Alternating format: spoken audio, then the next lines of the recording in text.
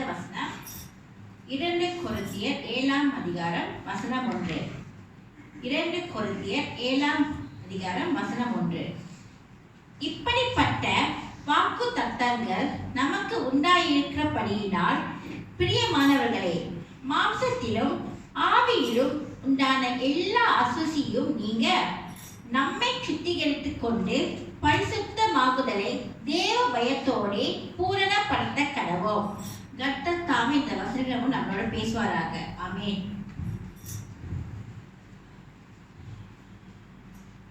Today's scripture reading is taken from 2 Corinthians chapter 7 verse 1. 2 Corinthians chapter 7 verse 1. Therefore, having these promises, beloved, let us cleanse ourselves from all filthiness of the flesh and spirit, perfecting holiness in the fear of God. May the good Lord bless this word and speak to each and every one of us. Amen.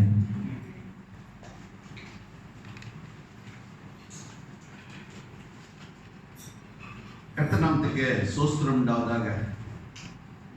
மறுபடியுமாக தேவ வார்த்தையை உங்க மத்தியிலே பிரசங்கிக்க தேவன் கிருபை செய்திருக்கிறார்.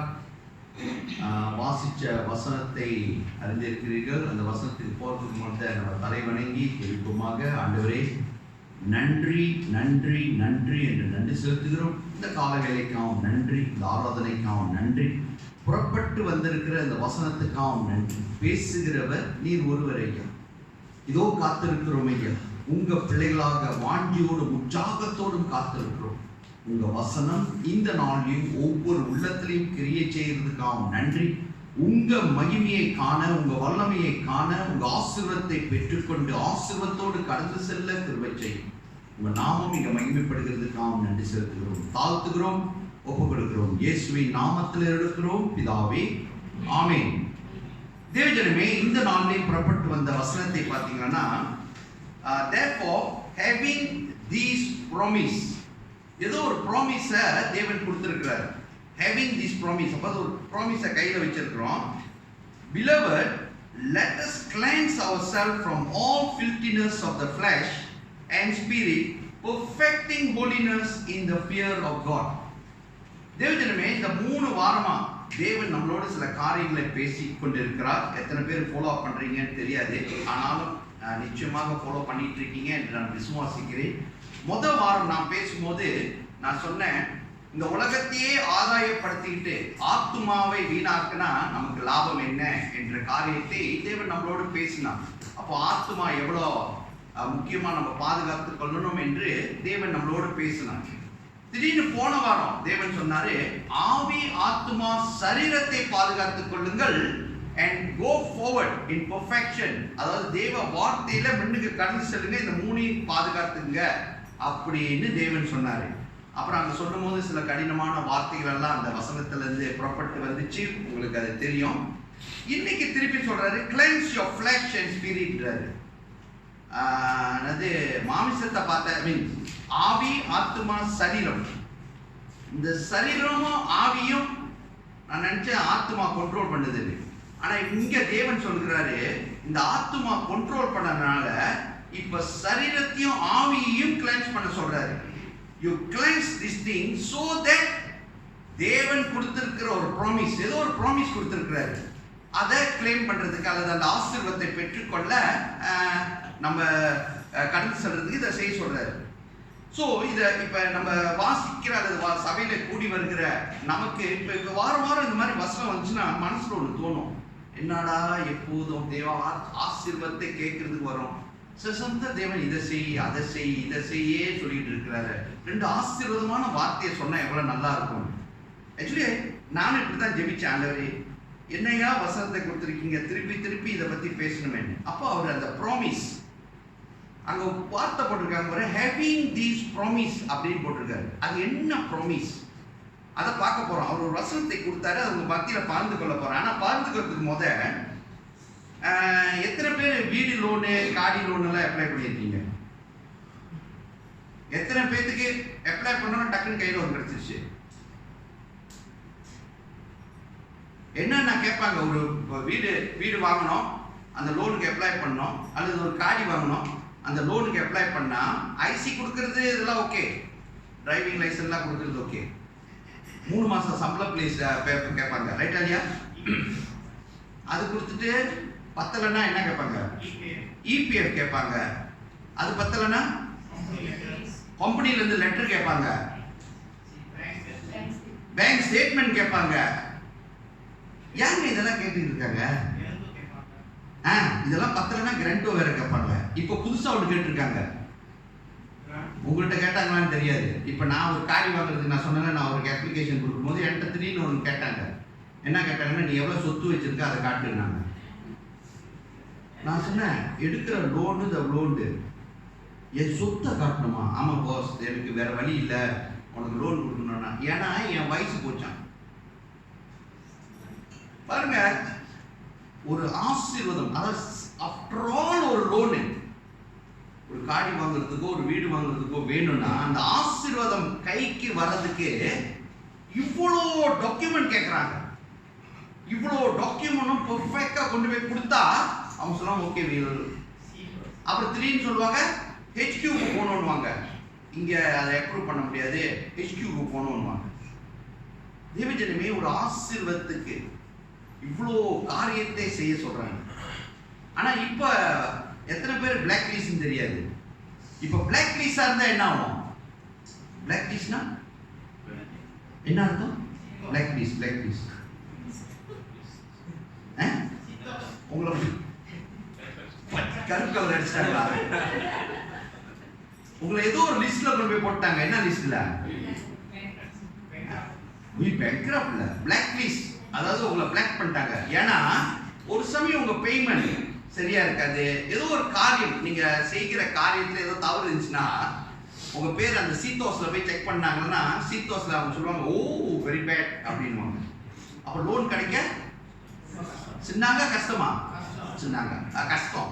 அப்போ ஒருத்தன் உள்ளுக்கு வருவான், வந்து என்ன சொல்லுவான், நீ பிளாக் லிஸ்டா இருந்தா என்ன, நீ ரெட் லிஸ்டா இருந்தா சரி, நீ வா கவுத்திங் பண்ணுவோம், அப்படி சைட்ல அப்படி கொடுத்து நான் உனக்கு ஹெல்ப் பண்றேன் அப்படின்னு.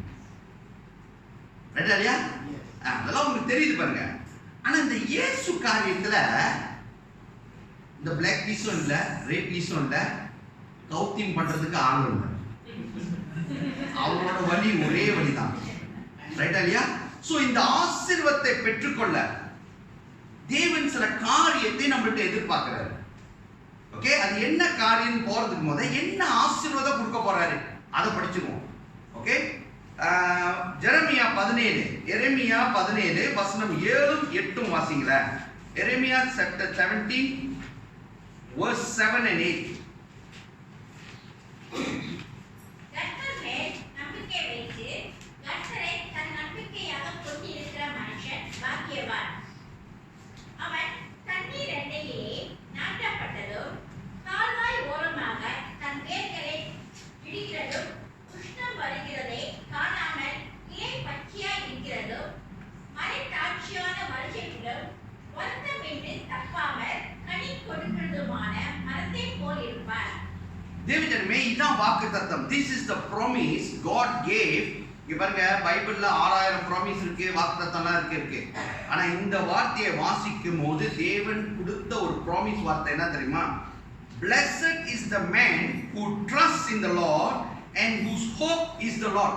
தேவ மேல நம்பிக்கை வச்சு அவரே நம்பிக்கையா அவர்தான் என் தேவன், அவர்தான் எல்லாத்தையும் செய்வார்னு சொல்லி ஓடுறவர்களுக்கு அவர் சொல்றாரு, for he shall be like a tree planted by the water which spreads out its roots by the river and will not fear when heat comes. பாருங்க, அவர் எப்படி சொல்றாருன்னா, தேவனை நம்பி விசுவாசத்துல ஓடுற பிள்ளைகள் அவங்க எப்படி இருப்பாங்கன்னா, அவங்க மரம், அந்த மரம் வந்து ஆத்தோரமா நெட்ட மரம் மாதிரி இருக்குமா. அந்த வேர் வந்து அந்த தண்ணி உள்ளுக்கு போய் ஆசீர்வதிக்கப்பட்டு இருக்குமா. வெயில் காலத்துல ஹீட் வருமா. ஹீட்னா என்ன தெரியுமா அர்த்தம்? பிரச்சனைகள், வேதனைகள், அது அப்படி நெருப்பு மாதிரி வந்தா கூட தேவன் சொல்றாரு அவர்களுக்கு ஒரு பிரச்சனை வராது. அப்புறம் சொல்றாரு அவர்களோட அந்த லீஃப், எப்போதும் லீஃப் வந்து இப்ப இந்த மாதிரி சூடா வந்தா என்ன ஆயிரும்? மஞ்சள் கலர் ஆயிரும் தர, மஞ்சள் கலர்ல விடுவோம். ஆனா அவர் சொல்றாரு தேவனை நம்பி இருக்கிற பிள்ளைகள் அந்த ட்ரீ, அந்த கிரீன், அந்த லீஃப் வந்து கிரீனாவே இருக்குமா, பச்சை பச்சேன்னு இருக்குமா. ஓகே, அப்புறம் தொடர்ந்து சொல்றாரு and will not be anxious in the year of drought. அப்பனா பஞ்ச காலத்திலே, பஞ்ச காலம்னா உங்களுக்கு தெரியும் என்ன காலம்னு. பஞ்ச காலத்திலே எல்லாம் வாடி வறண்டு போற காலத்துல கூட தேவனை நம்பி இருக்கிற பிள்ளைகள் எப்படி இருப்பாங்க தெரியுமா? கனி கொடுக்கும் பிள்ளைகளாக இருப்பாங்களாம். இது தேவ ஆசீர்வாதம், தேவன் கொடுக்கும் ஆசீர்வாதம் தேவனை நம்பி இருக்கிற பிள்ளைகளுக்கு. So this is the promise God is telling. Now to receive the promise ஒன்னு செய்ய சொல்றாரு. ஓகே, அதுக்கு இன்னும் போல நம்ம இப்ப இதோட சேர்த்து இன்னொரு ப்ராமிஸையும் கொடுத்திருக்கிறாரு. வாசிங்க ஐசையா 26, ஐசையா 26 verse 2 to 4, 2ல இருந்து 4 வாசிங்க. சத்தியத்தை கை கொண்டு வருகிற நீதியுள்ள ஜாதி உள்ளே பிரவேசிப்பதற்காக வாசல்களை திறவுங்கள். உம்மை உறுதியாய் பற்றிக் கொண்ட மனதை உடையவன் உம்மையை நம்பி இருக்கிறபடியால் நீர் அவனை பூரண சமாதானத்துடன் காத்துக் கொள்வீர். கர்த்தரை என்றென்றைக்கும் நம்புங்கள். கர்த்தராகிய யெகோவா நித்திய கண்மலையாய் இருக்கிறார். தேவஜனமே, இந்த வசனத்தை வாசிச்சீங்கன்னா தேவன் சொல்றாரு, அங்க ஒரு சத்தமா சொல்றாங்க, open the gate that the righteous nation which keeps the truth may enter in. தேவஜனமே, மேல ஒரு வாக்குத்தத்தத்தை சொல்லிட்டு ஆசீர்வதிக்கப்பட்ட ஜனமாக எப்படி நம்ம இருப்போம், தேவனை நம்பி இருக்கிறவர்கள் விசுவாசிக்கிறவர்கள் எப்படி இருப்பார்கள் சொல்லிட்டு தேவன் சொல்றாரு, இப்ப நமக்கு ஒரு வாசல் திறக்கப்படுகிறது. அவர் சொல்றாரு the gate will be opened. அவரே சத்தம் போட்டு சொல்றாரு, ஓபன் பண்ணுங்க, ஏன்னா இந்த என் பிள்ளை என் மகன் உள்ளுக்கு வரணும். ஏன்னா அங்க வசனம் சொல்லுது, அவர் என்னை பயந்து எனக்கு கீழ்ப்படிந்து என் வார்த்தையை கை கொண்டனால இந்த பிள்ளைகளை, அதாவது நீதிமான்களை உள்ளுக்கு எடுத்துங்க அப்படின்னு சத்தம் போட்டு அவர் சொல்றாரு. தேவஜனமே, இந்த வாக்கு சத்தத்தை தேவன் இன்னைக்கு காலையில நம்ம ஒவ்வொருவருக்கும் கொடுத்து அவர் சொல்றாரு, this is the promise. இதான் உங்க வாக்கு தத்தம், இப்படி நீங்க இருப்பீங்க ஆசீர்வதிக்கப்பட்டு அப்படின்னு தேவன் சொல்லுகிறார். ஆனா இந்த ஆசீர்வாதம் முழுமையாக நமக்கு வர்றதுக்கு இந்த பிசாசானவன் பல தடைகளை உள்ளுக்கு கொண்டு வராரு. ஒண்ணு நம்ம பார்த்துட்டோம், மாமிசத்துல அது சோல் வந்து ஆத்மால என்னென்ன காரியம் நடக்குது அப்படின்னு. இந்த ஆத்மா, நான் சொன்ன இந்த ஆத்மா ரொம்ப கேர்ஃபுல்லா பார்த்துங்க, இந்த ஆத்மாவை விட்டுட்டீங்க அது பயங்கரமா நம்மளை இழுத்துட்டு போயிடும். சோ இப்ப இந்த ஆத்மா என்ன செய்யுதுன்னா இந்த சரீரத்தையும் இந்த ஆவியையும் கெடுக்குதான். அப்படிதான் இன்னைக்கு வந்த ப்ராப்பர்ட்டி வசனம் சொல்லுது, let us cleanse ourselves from all filthiness of the flesh and spirit. இத கிளென்ஸ் பண்ணிருங்க. முத ஆத்மாவை பார்த்தீங்க, ஆனா இப்ப ஃபிளஷையும் ஸ்பிரிட்டையும் க்ளீன் பண்ணிருங்க. க்ளீன் பண்ணிட்டா ஆவி ஆத்மா சரீரம் பரிசுத்தமாக இருக்கும், பரிபூர்ணமாக இருக்கும். அப்ப இந்த ஆசீர்வாதம் முழுமையாக நமக்கு வந்து சேர்ந்துரும். ஃபாலோ பண்றீங்களா? I all here? எஸ். அந்த ஆசீர்வாதம் வேணுமா? வேணும். ஓகே, இப்போ நான் என்ன செய்யணும்? இப்போ இந்த மாமிசத்தின் சொல்றாரு, வாட் இஸ் த ஃபில்டினஸ்? இந்த ஃபில்டினஸ், இந்த வார்த்தையை வாசிக்கும் போது ஃபில்டினஸ் இருக்கு. இதை வாசிக்கணும்னா அதே 2 கொரிந்தியர் 6வது அதிகாரத்துக்கு வாங்கல. 2 Corinthians chapter 6 verse 11 to 18 எழுதி வச்சுங்க. நீங்க எழுதி வச்சுங்க கையில. ஆனா ஒண்ணு மட்டும் வாசிங்கள, 14 வாசிங்க, ஏன்னா வசனம் ரொம்ப நீட்டா இருக்கு. Please go back and read 2 Corinthians chapter 6, 2 கொரிந்தியர் 6 வசனம் 11ல இருந்து 18 வீட்ல வாசிங்க. போய் அதுல நிறைய காரியங்கள் தேவன் சொல்றார். ஆனா ஒண்ணு வாசிங்கள, 14 வாசிங்கள, verse 14. அந்நிய சுகத்திலே அவிசுவாசிகளுடன் பிணைக்கப்படாதிருப்பீர்களாக. நீதிக்கும் அநீதிக்கும் சம்பந்தம் ஏது? ஒளிக்கும் இருளுக்கும் ஐக்கியம் ஏது? 17 வாசிங்க, 17. ஆனபடியால் நீங்கள் அவர்கள் நடுவிலிருந்து புறப்பட்டு பிரிந்து போய் அசுத்தமானதை தொடாதீர்கள் என்று கர்த்தர் சொல்கிறார். தேவன் இந்த வார்த்தையில ஒன்னு சொல்றாரு, do not be unequally yoked with unbelievers அப்படின்றாரு. ஒளிக்கும் இருளுக்கும் என்ன தொடர்புன்றாரு. ஓகே, இங்க இருந்து இவர்களை தொடாதபடி வெளியே வந்துரு அப்படின்னு சொல்றாரு. இப்ப ஒரு வார்த்தை கேட்டா, அப்பனா நான் அன்பிலீவர் கூட தொடர்பு வச்சுக்க கூடாதா? ஏன்னா நம்மள தேவன் அழைத்ததே இந்த தேவனை அறியாத மக்களுக்கு போய் சத்தியத்தை சொல்றதுக்கு. ரைட்டா இல்லையா? அதான் இங்க சொல்றாரு. இதான் முக்கியம். சம்டைம் நம்ம வாசிச்சோறேன், அன்பிலிவர், ஓகே, இனிமே நான் தேவனை அறியாத பிள்ளைகள் கூட எல்லாம் நான் சேர மாட்டேன். God doesn't say that. Okay, கர்த்தர் நம்மளை கூப்பிட்டதே, நம்மளை அழைச்சதே, நம்மளை ரட்சிப்புக்குள் கொண்டு வந்ததே தேவனை அறியாத பிள்ளைகளுக்கு சத்தியத்தை சொல்றது தான், அவர்களுக்கு சாட்சியா இருக்குது. ஆனா இங்க சொல்றாரு, do not be unequally yoked together with unbelievers. Therefore come out from among them and separate, says the Lord. Do not touch what is unclean and I will receive you. உன்னை நான் ஏற்றுக்கொள்கிறேன். Don't touch அப்படின்றாரு.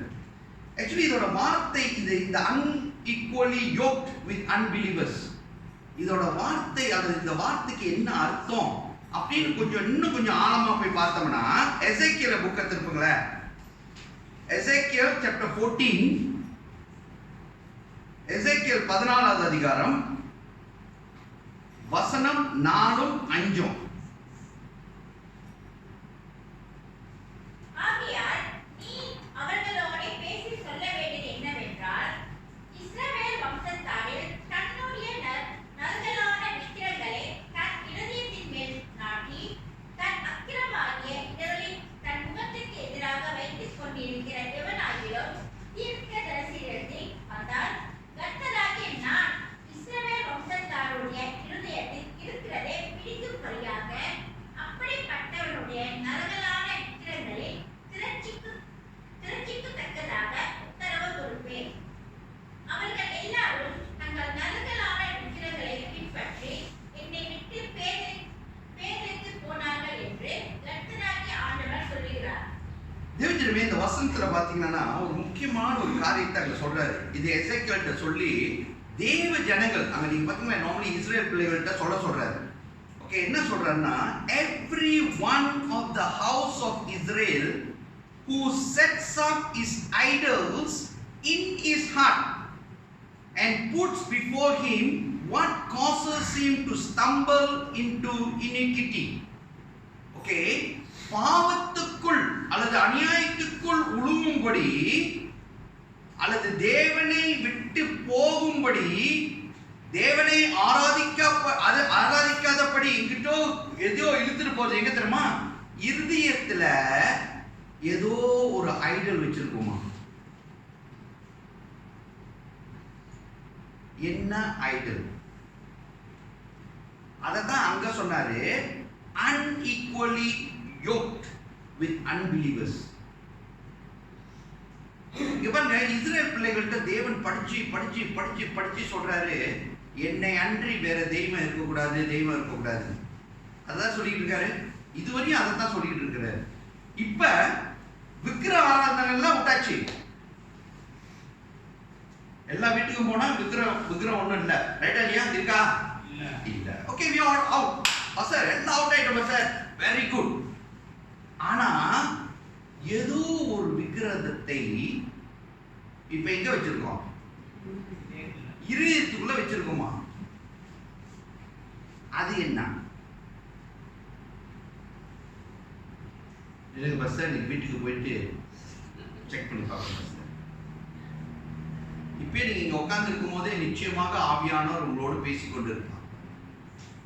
இப்ப பாருங்க, தேவ வார்த்தை புறப்பட்டுக்கிட்டே வருது. நம்மள 3 காரியத்தை செய்ய சொல்லிக்கிட்டே இருக்கிறாரு. ரைட்டா இல்லையா? என்ன செய்ய சொல்றாரு? திரும்ப சொன்னாரா? திருப்பி சொல்ற காரியம், pray, read your Bible, worship. இந்த 3 காரியத்தை சொல்லிக்கிட்டே இருக்கிறாரு. இதை செய்யாதபடி என்ன தடை செஞ்சுட்டு இருக்கு?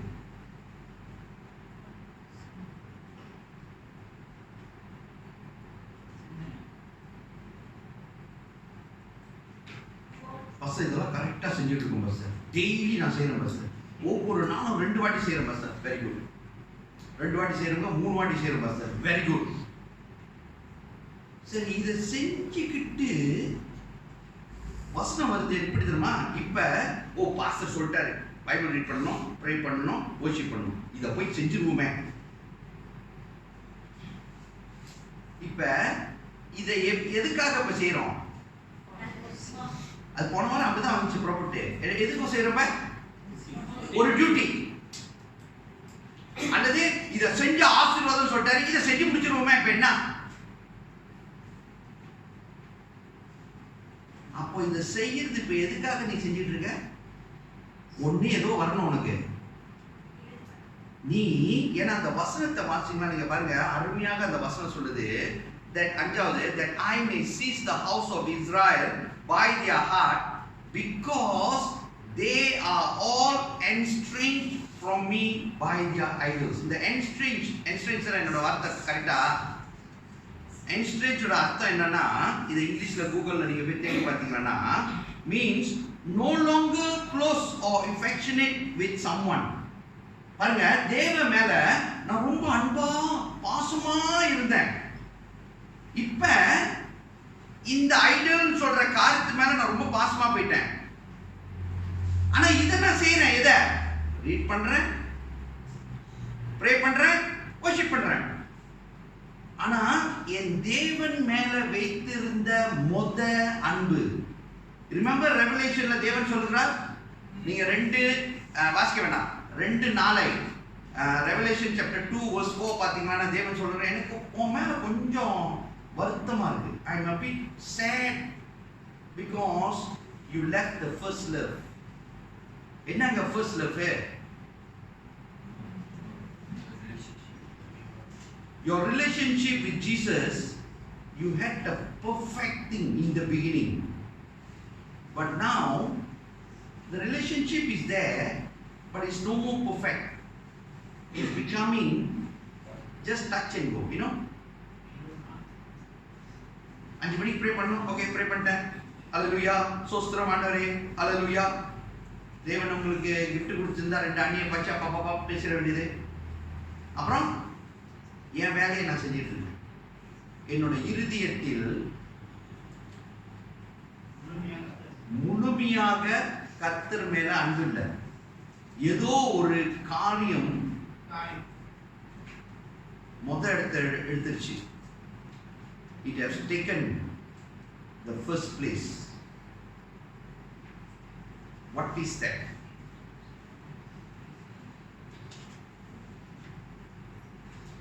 And God feels very sad about it. இதை சொல்லிட்டு அந்த வசனத்தை நீங்க நல்லா வாசிங்கன்னா, நம்ம என்ன செய்யறோம்னா, அதாவது தேவ ஜனங்கள் என்ன செய்யறாங்கன்னா, போய் மற்ற காரியங்கள் எல்லாம் செஞ்சு முடிச்சிடறாங்க. வெளியே எல்லாம் செஞ்சுட்டு ப்ராஃபட் கிட்ட வந்துடுறாங்க. ப்ராஃபட்னா தேவ பிள்ளைகள்கிட்ட வந்துட்டு, ஆண்டவரே சோஸ்திரம், எனக்காக ஜெபிங்க, எனக்காக மன்றாடுங்க. தேவன் சொல்கிறார், இப்படிப்பட்டவர்களை நான் அறிந்திருக்கிறேன். நான் தேவன் அறிந்திருக்கிறார். வசனம் கடினமாக இருக்கிறது கேட்கறதுக்கு. ஆனா ஏன் தெரியுமா? வீடு லோன் வேணுமா வேண்டாமா? வீட்டோட காடி வாங்குறதுக்கு லோன் வேணுமா வேண்டாமா? அதுக்கு எல்லாம் செய்றீங்களா இல்லையா? இப்ப சீட்டோஸ்ல பேர் கெட்டு போச்சுன்னா என்ன செய்யணும்? நேர்மையாக ஏமாத்துறது இல்ல, நேர்மையா செய்யறதா என்ன செய்யணும்? What must you do to get your name out of the CITOS? என்னென்ன கடை இருக்கோ கட்டிடணும். ரைட்டா இல்லையா? ஒரு 6 மாசம் கொடுப்பாங்க உங்களுக்கு, பெர்ஃபெக்ட்டா இருக்கணும். அப்போ உங்க பேர் அங்க இருந்து வெளியாயிரும். ஆமா இல்லையா? இப்போ லோன் அப்ளை பண்ணலாம் சின்னாங்க. You see, there's rules and regulation. நீ அதை செய்யணும்.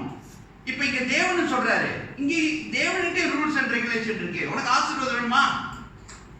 நீ ஆசீர்வதிக்கப்பட்ட ஒரு மரமாக, எல்லா சூழ்நிலையிலும் கனி கொடுக்கும் ஒரு மரமாக, உன் இலை வந்து காஞ்சி போகாதபடி நீ செழிப்பாக எல்லா சூழ்நிலையிலும் இருக்க தேவன் ஆசீர்வாதத்தை கொடுக்கிறார். நீங்க அப்படி நடந்து போகும்போதே பரலோக ராஜ்யம் உங்களுக்காக திறக்கப்படும். ஏன்னா என் மகன் வராரு, என் மகள் வராருங்க, நீதியை கடைபிடித்தவர்கள் வராங்க, திறந்து விடுங்க அப்படின்னு சத்தம் சொல்லுகிற ஒரு வாக்கு தத்தம். இந்த வார்த்தை, இந்த ஆசீர்வாதம் எனக்கு வேணும்னா தேவன் சொல்லுகிற இந்த ஃபிளஷ்லி, இந்த ஸ்பிரிட் இங்க பாருங்க, இந்த ஆவி இருக்குது, ஆவி ஆத்மா சரீரம், எப்போதும் அதை மிக்ஸ் பண்ணிடுவோம். ஆவி ஆத்மா சரீரம். இந்த சரீரமும் ஆவியும் ஆக்சுவலி இந்த ஆவி வந்து நான் எப்போதும் சொல்றேன், தேவனை மகிமைப்படுத்துறதுக்குன்னு வாஞ்சியா இருக்கிறது.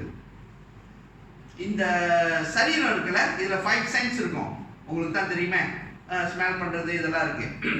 ஆனா இந்த ஆத்மா இருக்கு தெரியுமா, இந்த ஆத்மா தான் எல்லா காரியத்தையும் கெடுத்து விட்டுட்டு நல்ல மாதிரி இருக்கும். ஆனா இந்த கெடுத்தனால இந்த மாமிசமும் இந்த சரீரமும் இப்ப என்ன செய்யுது, இதை பின்பற்றுகிறது. It follows. ஆனா தேவ வார்த்தை என்ன சொல்றாரு, இந்த மூணையும் கரெக்டா பார்த்துக்கணுமா. ஆவி ஆத்மா சரீரத்தை நீ பாதுகாத்துக்கொள். நம்ம சொல்ல முடியாது, ஆண்டவரே என் ஆவி எப்படி போனாலும் சரி, என் சரீரம் எப்படி போனா எனக்கு என்ன, நான் எப்படியாச்சும் என்னோட ஆவியும் என்னோட ஆத்மாவையும் எடுத்துட்டு நான் பரலோகத்துக்கு வந்துடுறேன், முடியுமா? டெஃபினெட்லி சரீரம் வந்து இங்கதான், புல்லுக்கு புல்லும் மண்ணுக்கு மண்ணும், ரைட்டா இல்லையா? அது இங்க போயிடும். ஆனாலும் பாதுகாத்துக் கொள்ளணும். ஏன்னா அங்க அப்படித்தான் சொல்லுது. ஏன்னா இந்த ஃபிளஷ்லி இது இழுத்துட்டு போகும். இப்ப ஆக்சுவலி டயபிட்டிஸ் இருக்கிறவங்க, பிரஷர் இருக்கிறவங்க என்ன செய்யலாம், என்ன செய்யக்கூடாது? பசர் எங்களுக்குலாம் அதெல்லாம் ஒண்ணும் இல்லை. கர்த்தர் சுஸ்தம் உண்டாவதாக படிச்சிருப்பீங்க தானே நீங்களா, கூகுள் எல்லாம் ஸ்பெஷலிஸ்ட். அப்படி இருக்கிறவங்க என்ன செய்யணும், என்ன செய்யக்கூடாது? சுகரை கண்ட்ரோல்னா, லெஸ் சுகர்னா எதை சாப்பிடலாம், எதை சாப்பிடக்கூடாது?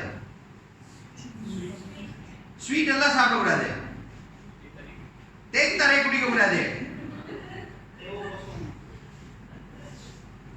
தேகோ புறா மணி சுடிக்கலாம். பாருங்க, இந்த மாமிசம் என்ன செய்ய சொல்லுங்க. இப்ப திடீர்னு கடையில போய் உட்காருங்க, சார் என்ன சார் குடிக்கிறீங்க? தேன் தரை புறா மணி சுடுங்களேன். ஏன்னா நமக்கு என்ன கூறாங்க இருக்கு, நமக்கு சுகர் கூட இருக்கிறதுனால நம்ம கூறாங்கன்னு கேட்கிறோம். ஆக்சுவலி கூறாங்கே குடிக்க கூடாது, ரைட்டா இல்லையா?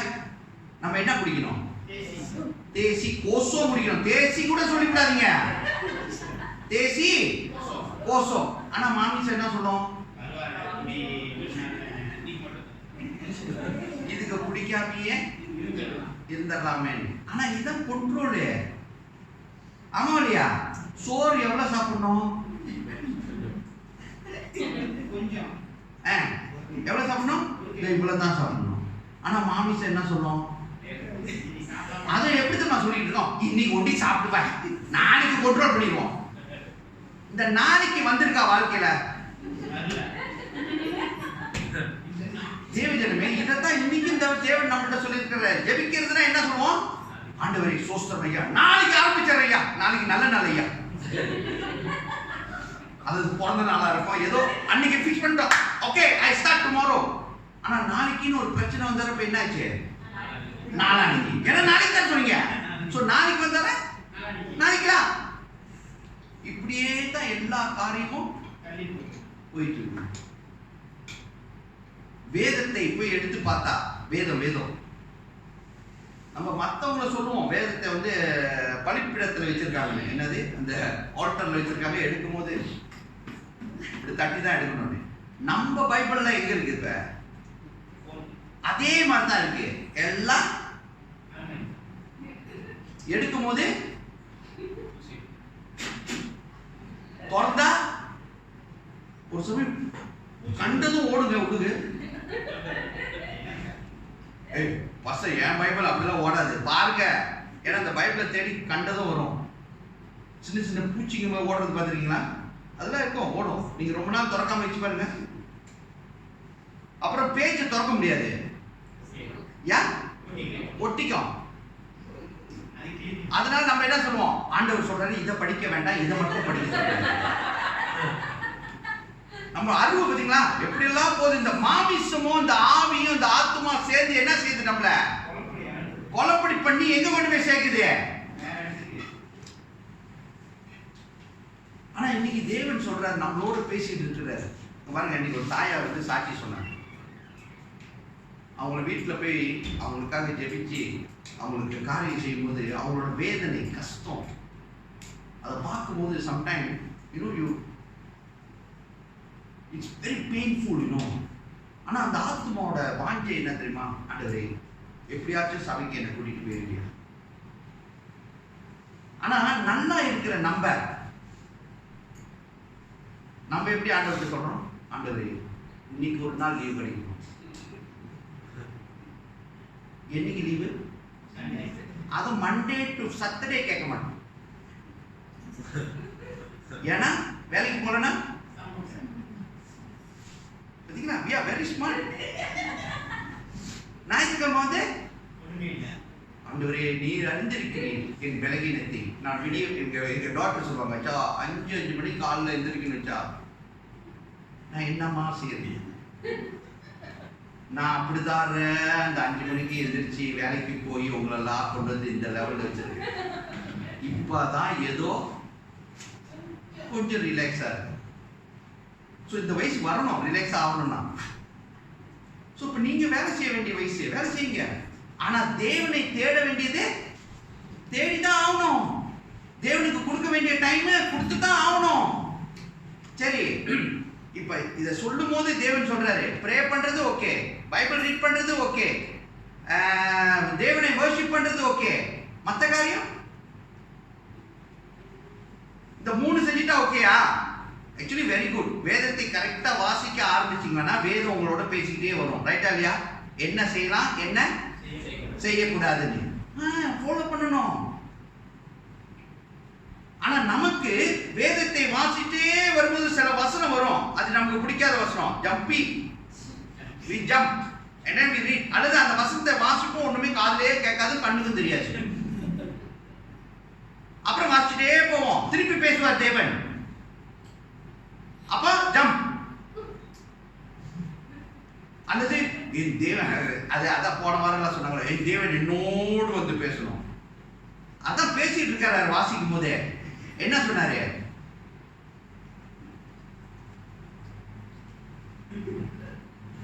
பாத்தீங்களா, அதெல்லாம் மறைச்சிருக்கீங்க. பாத்தீங்களா, தேவன் என்னமோ சொல்லிட்டு இருக்கிறாரு, அதெல்லாம் செய்ய மாட்டீங்க. ஏன்னா பாஸ்டர் சொல்லிட்டாரு, இந்த 3 செய்ய சொல்லிட்டாரு, அதனால செய்வேன். ஆனா இந்த 3ல பல காரியத்தை தேவன் பேசிக்கிட்டே இருக்கிறாரு. அதனால தான் இன்னைக்கும் பேசுறாரு வசனத்துல. ஃபிளஷ், ஏதோ ஒரு காரியம் இருதயத்துக்கு முதல் இடத்தை கொடுத்துட்டீங்க. இருதயத்துல அது என்ன காரியம் நீங்க தான் கேட்கணும், நான் சொல்ல முடியாது. And I'm please telling you, மற்றவங்களை பார்த்து சொல்லாதீங்க. இன்னைக்கு பாஸ்டர் பேசினாரு, உனக்கு தான் பேசினாரு. Very easy for us to point at others and tell it is for you. Please show here.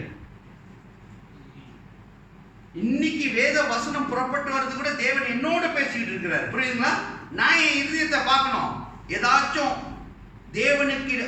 தேவனை அன்றி வேற எதுக்காச்சும் நான் முதல் இடத்தை கொடுத்துருக்கேன். நான் என் தேவன் என்னோட பேசிட்டு வர்றாருங்க. நான் சொல்லியிருக்கேன் உங்கள்கிட்ட, ஒரு ஃபுட்பாலை விட்டேன். தேவன் விட சொல்றாருன்னா விட்டுருங்க, அதுக்கு பலத்தையும் கொடுப்பாரு, கிருபை செய்வார். வேற எந்த காரியத்துல தேவனுக்கு முதலிடத்தை கொடுக்கிறதுக்கு உங்களுக்கு தடையா வருது, அல்லது தேவனுக்கு செய்ய வேண்டிய காரியத்துல அது தடையா வருது, நம்ம கண்டுபிடிக்கணும். we need to talk with the Lord, we need to communicate with the Lord, and God will talk. Who said God won't talk? ஆனா நம்ம போயிட்டு, அதான் நான் சொல்றேன், எப்போதும் நம்ம ஜெபிக்கும் போது கூட என்ன நம்ம ஜெபிக்கிறோம்? விறுவிறுன்னு ஜெபிக்கிறோம், விறுவிறுன்னு ஜெபிக்கிறோம், விறுவிறுன்னு ஆராதிக்கிறோம், விறுவிறுன்னு வேதத்தை வாசிக்கிறோம், விறுவிறுன்னு வெளியிருந்து வந்துடணும். ஏன்னா ஆக்சுவலி நமக்கு தேவனோட சத்தத்தை கேட்டா பயம். ஏன்னா அவர் ஏதாச்சும் செய்ய சொல்லிடுவாரு. ரைட்டா இல்லையா? இப்போ பாருங்க, இன்னொரு சாட்சி வச்சு 10 வருஷம் வேலை இல்லை. அப்போ ஊழியத்துக்கு கூப்பிட்டுருக்கலாமா இல்லையா? ஆசீர்வதிக்கப்பட்டு இப்பதான் நான் ஒரு டாக்டர், கை நிறைய சம்பாதிக்கிறேன். ஆண்டவரே, வீடை வாங்கிட்டேன், காடியை வாங்கிட்டேன், எல்லாம் வாங்கிட்டேன். தேவன் சொல்கிறார், இப்ப ஊழியத்துக்கு தேவனே உங்களுக்கு கண்ணு இருக்கா? உங்களுக்கு மனசாட்சி இருக்கா ஆண்டவரே? கேட்கலாமா இல்லையா? ஆனா தேவன் என்ன சொல்றாரு? எதுக்கு ஜெபிச்சுட்டு இருந்தோம்? ஏன்னா சம்டைம் இந்த 10 வருஷம் வேலை இல்லாத டைம்ல நம்ம எதுக்கு ஜெபிச்சிருப்போம்? ஆண்டவரே எதையாச்சும் தாரும் ஐயா, உங்க ஊழியனாலும் கொடுங்கய்யா, இப்படி எல்லாம் ஜெபிச்சிருப்போம். திருப்பி வேலை வந்தவரை என்ன செய்ய? அதை மறந்துருப்போம். எதை? ஜெபிச்சத. ஆனா தேவன் எதையும் மறக்க மாட்டாரு. ஏன்னா நான் சொன்னல, என் காது செவடனா இருக்கும் போது நான் வாக்குத்தத்தம் கொடுத்தேன். என்ன சொன்னேன்? உங்களுக்கு தெரியாது, எனக்கு தெரியும். இந்த பைபிளை தூக்கி நடக்கிறேன் ஐயா அப்படின்னு நான் நினைச்சேன். தூக்கி நடக்கிறதுன்னா அப்படி கவுட்டையில வச்சு நடக்கிறதுன்னு. அவரோட வசனத்தின்படி என்ன அர்த்தம்? தூக்கி நடக்கிறதுனா அவருக்காக நடக்கணும். இந்த பாஸ்டர் ஊழியம் வேண்டாம் மனசுல இருந்துச்சு ஒரு ஆசை. போகிறப்பெல்லாம் சொல்லுவேன் பாஸ்டர் ஆகணும். அப்புறம் பாஸ்டரோட வேதனையெல்லாம் பார்த்தோம். ஐயா ஆண்டவரே இந்த பாஸ்டர் வேலையே வேண்டாம்னு நினைச்சேன். அப்பதான் தூக்கி கொடுத்தாரு. போற சர்ச்சில் எல்லாம் என்ன விரட்டிட்டாங்க. ஏன்டா விரட்டுறாங்கன்னு பார்த்தா ஆக்சுவலி பாஸ்டர் கர்த்தர் என்னத்துக்கு விரட்டினாரு? நீ பாஸ்டர் ஆகுன்னு சொல்லி விரட்டி வச்சுட்டாரு. பார்த்தீங்களா? சோ இப்ப நீங்க ஜெபிச்சிட்டு இருப்பீங்க, ஆண்டவரே இந்த வீடு தாரும் ஐயா, வீட்டை தந்தால் நான் இதை செய்வேன் ஐயா. இதை மறந்துருப்பீங்க. எதை? நான் எதை தரேன்னு சொன்னேன். வீடு வந்துருச்சு, வந்தோம் ஆண்டவரே சோஸ்திரம் ஐயா, அதுக்கு திறப்புல வச்சிருப்பீங்க, அதுக்கு எல்லாம் செஞ்சிருப்பீங்க. கொடுக்கிறேன்னு சொன்னீங்க என்னமோ தேவனுக்கு. நான் சொல்லவே இல்லையே.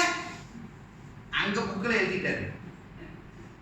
அதனால தான் 10 வருஷம் கழிச்சு அந்த மகனை கூப்பிட்டுட்டாரு. இந்த மகள் எல்லாம் விடுவாங்கன்னு நினைக்கிறேன். அதனால தான் இன்னைக்கு பேசிட்டு இருக்கிறாரு. என்ன சொல்றாருன்னா, நீ எல்லா ஆசீர்வாதத்தையும் வாங்கிட்டு இப்போ இருதயத்துல எனக்கு முதலிடத்தை கொடுக்காம அதுக்கு முதலிடத்தை கொடுத்துருக்க. எதுக்கு? அதுக்கு. எது அது? அதை கண்டுபிடிக்க. ஏன்னா that you must know. I don't know, but God is telling, please, you have left your first love. சரி, இப்படி விட்டுருவாரு நம்மள? விட மாட்டாரு. அதுக்கும் சொல்றாரு. என்ன வசனம் சொல்றாரு? வாசிங்க. எசேக்கியேல் 14 வசனம் 6. எசேக்கியேல் chapter 14 verse 6. ஆகையால் நீ இஸ்ரவேல் வம்சத்தாரை நோக்கி திரும்புங்கள், உங்கள் நலங்களான விக்கிரகங்களை விட்டு திரும்புங்கள், உங்கள் சகல அருவருப்புகளையும் விட்டு உங்கள் முகங்களை திரும்புங்கள், கர்த்தராகிய ஆண்டவர் உரைக்கிறார். அந்த வசனம் தமிழ்ல வாசிக்கும் போது கொஞ்சம் கசரா தான் இருக்கு. இங்க இங்கிலீஷ்ல எப்படி சொல்றா? repent, then turn away from all your idols and turn your face away from all your abomination. பல அசுத்தங்கள், பல ஐடல் எல்லாம் வச்சிருந்தா தேவன் சொல்றாரு அங்க இருந்து திரும்புன்றாரு. திரும்பி தேவனை பார்க்க சொல்றாரு. தேவஜனமே, சில சமயத்துல நமக்கே தெரிய மாட்டேங்குது தெரியுமா? நம்ம அப்படி இழுத்துட்டு போறது எத்தனை பேருக்கு தெரியுது? முக்காவாசி பேருக்கு நமக்கு, என்னையும் சேர்த்து சொல்றேன், சம்டைம் நமக்கு தெரியாது. நமக்கு சம்டைம் ஆசையா இருக்கிற காரியம். இப்ப எக்ஸாம்பிள், நான் திடீர்னு கேட்கிறேன், எல்லாரும் வாங்க சாப்பிட போவோம்னா திடீர்னு உங்களுக்கு பிடிச்ச ஒரு கடை இருக்குமா இல்லையா? எந்த கடை? பக்குத்தே. பாருங்க, சில பேத்துக்கு பக்குத்தே, சில பேத்துக்கு சாக்கோத்தியாவ், சில பேத்துக்கு யோங் தோஃபு. எனக்கு யோங் தோஃபு கேள்விப்பட்டது இல்லையா? பாத்தீங்களா? அங்கதான் இருக்கும் நம்மள. இப்ப என் வைஃபை நான் கூப்பிடுறேன்னு வைங்களேன், மா போய் பக்குத்தே சாப்பிடு. என் வைஃப் என்ன சொல்லுவாங்க? வாங்க எல்லாரும் போய் உட்காந்து சாப்பிடணும்னு சொல்லுவாங்க. வண்டியில பிறந்து வந்து இந்த வண்டி நாட்டத்தை மோதலன்னா உங்களுக்கு முடியாது. நான் தனியா கேட்டா இந்த திட்டு தான் நான் வாங்குவேன். அதே என் டாக்டர் வந்து சொல்லுவோம், மா ஏன்னா பக்குத்தி அவங்க அப்பா கூட சாப்பிடுது வந்து உட்காருவாங்க, சாப்பிட மாட்டாங்கன்னு எல்லாமே வர மாட்டாங்கன்னு இல்லை, வருவாங்க. அப்புறம் என்கிட்ட சொல்லுவாங்க, போய் அந்த தவை நான் வாங்கி கொண்டு போடு, நான் அதையாச்சும் சாப்பிட்டேன். ஹலோ, நடக்கிற காரியத்தை சொல்றேன். எதுக்கு இப்ப இந்த இதை சொன்ன நடுவுல நீங்க சிரிக்கிறீங்களா? எதுக்கு சொன்ன? எதுக்கு சிரிச்சது முக்கியம் இல்ல, எதுக்கு சொன்ன? இப்ப எல்லாம் போய் பக்குத்தை சாப்பிடுறதுக்கு சொல்லிருக்கீங்க. Why? இருதயத்தில் இந்த மாதிரி யோங் தோஃபு, பக்குத்தே, அப்புறம் சார் கொய்த்தியாவ், தோசை, இட்லி அப்படின்னு சில ஐடியல் இருக்கான். என்னது என்ன சொல்றாங்க? வைஃப் சாப்பாடுலாம் ஐடியலா இருப்பாங்க. என்ன ஞானமா பேசுறாங்க. அப்பனா இது எப்படி தெரியுமா? எல்லாம் பூந்துருச்சா அந்த கதை தெரியுமா? பூந்துருச்சுமா சார், வால் மட்டும் கூடல. நான் இந்த ஜோக்க சொல்லிட்டு வரேன். எது இந்த இட்லி தோசைன்னு அவங்களுக்கு என்ன புரிஞ்சிருக்கோம்? இவ்வளோ கஷ்டப்பட்டு மெடிடேட் பண்றாங்க. இட்லி வந்து ஐடலா, தோசை ஐடலா, அப்ப நான் என்னத்தை சாப்பிடுறது? பாருங்க, கர்த்தர் எவ்வளவு கஷ்டப்பட்டு என்னமோ சொல்லிட்டு இருக்கிறாரு.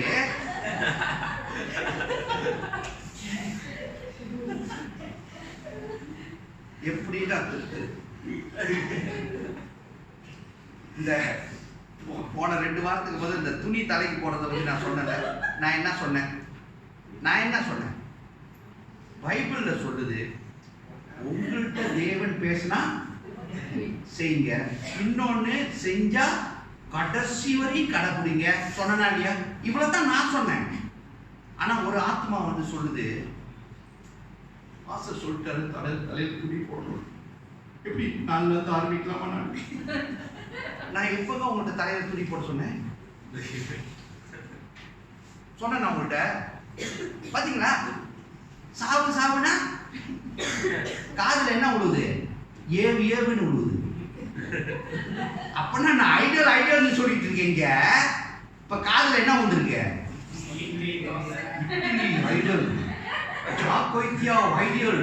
அடுத்த வாட்டி விஜய் சாப்பாடு கூப்பிடுறாரு வைங்க, பக்குத்தை போமா, ஏய் ஐடியல் வர்ஷிப் மாஸ்டர் சேட் நிலவி என்னாகும்? அவன் தலையில கையை வச்சுக்கிட்டு விஜய்க்கு போகும்போது என்கிட்ட வச்சுவா, பாஸ்டர் ஏன் பாஸ்டர் நீங்க இப்படி பிரசங்கிச்சீங்க, இப்ப என் வைஃப் எங்கேயும் விட மாட்டாங்க சாப்பிடுறதுக்கு, அதெல்லாம் ஐடியல் வர்ஷிப்பா? நான் அதை சொல்லல. நான் சொல்றது இருதயத்துல இந்த மாதிரி ஆசையான காரியத்துக்கு முதலிடத்தை கொடுத்து வச்சிருக்கீங்க. தேவனோட காரியத்துக்கு செகண்ட் பிளேஸ் வந்துருச்சு. So God is telling removing. ஏன்னா நம்ம கர்த்தர் வந்து very jealous God, you know that or not? Okay, இன்னொரு வசனத்தை சொல்றாரு. ஏன்னா இப்ப நான் இவ்வளவு கத்திட்டு இருந்தால அது வசனம் சொல்லுது. 2 கொரிந்தியர் 13 வசனம் 5 ல இருந்து 8 வாசிங்களேன். 2 Corinthians chapter 13 verse 5 to 8. நீங்கள் விசுவாசம் உள்ளவர்களோ என்று உங்களை நீங்களே சோதித்து அறியுங்கள், உங்களை நீங்களே பரீட்சித்து பாருங்கள். இயேசு கிறிஸ்து உங்களுக்குள் இருக்கிறார் என்று உங்களை நீங்களே அறியீர்களா? நீங்கள் பரீட்சைக்கு இல்லாதவர்களாக இருந்தால் அறியுங்கள். நாங்களோ பரீட்சைக்கு இல்லாதவர்களாக இருப்பதை அறிவீர்கள் என்று நம்புகிறேன். மேலும் நீங்கள் ஒரு பொல்லாமல் செய்யாதிருக்கும்படியாக தேவனை நோக்கி விண்ணப்பம் பண்ணுகிறேன். நாங்கள் பரீட்சைக்கு நின்றவர்கள் என்று காணப்படும் பொருட்டல்ல. நாங்கள் பரீட்சைக்கு இல்லாதவர்கள் போல் இருந்தாலும் நீங்கள் நலமாட்டு செய்யும் பொருட்டே விண்ணப்பம் பண்ணுகிறேன். சத்தியத்திற்கு விரோதமாக நாங்கள் ஒன்று செய்யக்கூடாமல் சத்தியத்திற்கு அனுகூலமாகவே செய்யக்கூடும். தேவஜனமே, இந்த வசனத்தை நீங்க வாசிக்கணும்னா ஆரம்பமே என்ன தெரியுமா சொல்றாரு? Examine yourself as to whether you are in the faith. He never tell you to go and examine your wife or your husband. Examine who? Yourself. உங்களையே நீங்க ஆராய்ந்து பார்க்க சொல்றாரு. நான் ரைட்டா இருக்கேனா கர்த்தரோட? நம்மளோட ப்ராப்ளம் என்னன்னா அவன் சரியில்லை, இவன் சரியில்லை, அவங்க சரியில்லை தான் சொல்லிட்டு உட்காந்துருக்கோம். அவங்கன்னா கர்த்தர் மாத்தி கொண்டு வந்துருவாரு. விட்டு தள்ளிருங்க.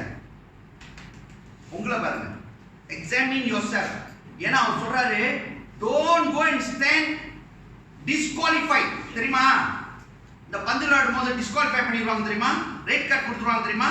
அது மாதிரி ஆகாதீங்கன்னு சொல்றாரு. ஆனா தேவன் அப்படி ஆக்கிறதுக்கு நம்மளை வைக்கல. அதான் சொல்றாரு, மனம் திரும்புங்கன்னு சொல்லிட்டாரு.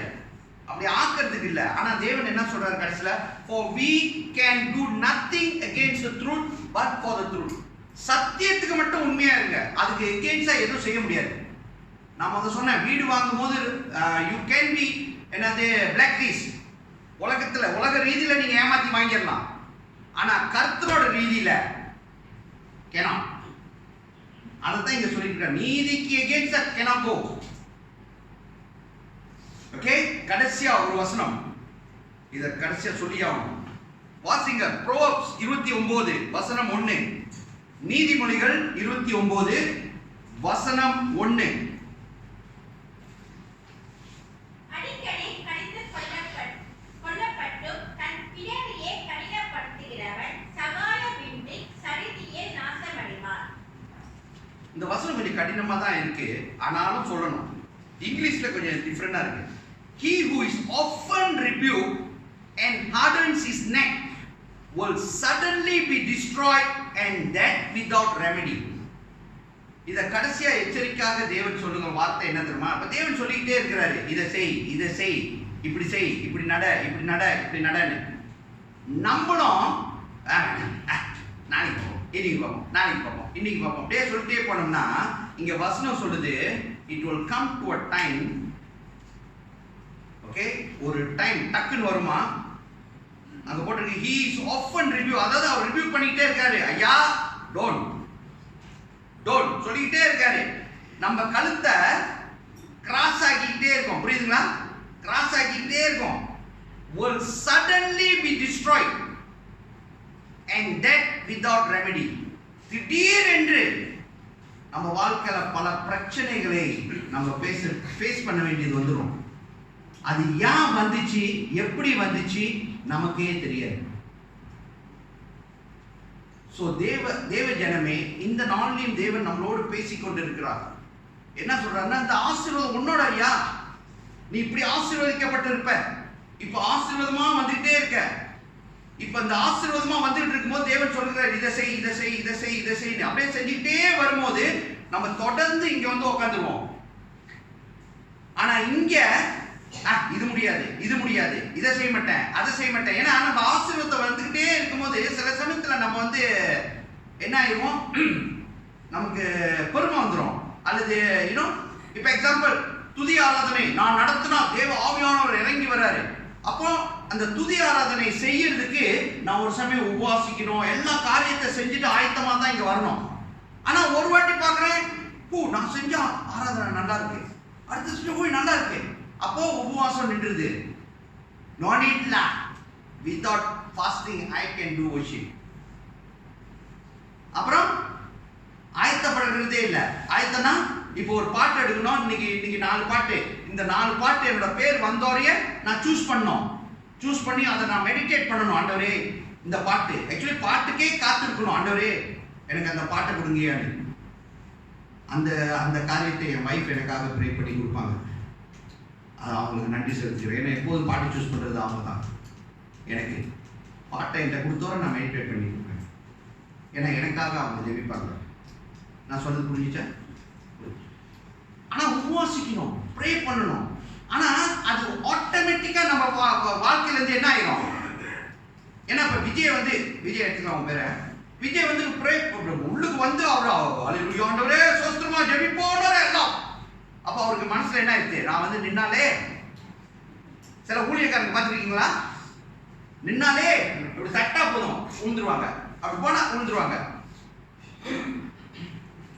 ஓகே, அந்த மாதிரி அப்ப நமக்கு உபவாசம் நின்று போயிடும்.